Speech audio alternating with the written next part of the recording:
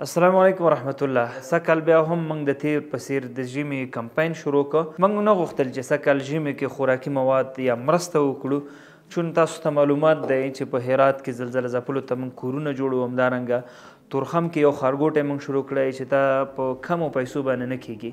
موږ سره چې کومې پیسې وي، کومه مرسته چې ستاسو وه، هغه موږ غواړو په هغه ځای کې مصرف کړو. ولې چې کله موږ هم خپل د هیوادوالو حالات ولیدل، د دوی مو زنګونه ولیدل، د دوی مو پیغامونه ولیدل چې واقعا دردآور و، نو موږ بیا هم سره فیصله وکړه چې دا خبره به موږ دوستانو سره شریک کړو تر څو پورې هغې بیا مرستې وکړي. سږ بیا هم تقریبا 19 ولایته مو په نظر کې دي. موږ تاسو ته لازمه څه ده، راځئ چې خپل زکات، خپلې صدقې، خپل نظرونه ټول راولیږو او انشاءالله موږ به یې دغه خلکو ته رسو. ستاسو امانت به وي، موږ به هغه خلکو ته تسلیمو چې تر څو پورې هغې په سږ ژمی بیا هم په خیر سره تیر شي، عافیت سره پې تیر شي.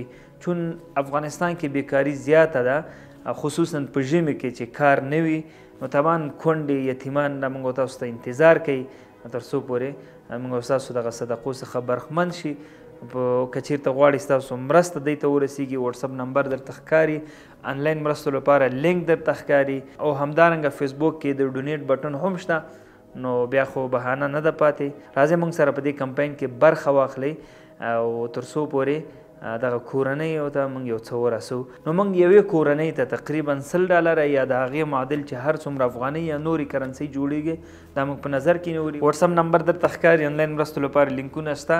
همدارنګه که چېرته فیسبوک استفاده کوئ، دغه ډونیټ بټن چې ده په ده باندې کلیک کړئ، ستاسو مرستې قمر ته رارسیږي. ډېره مننه.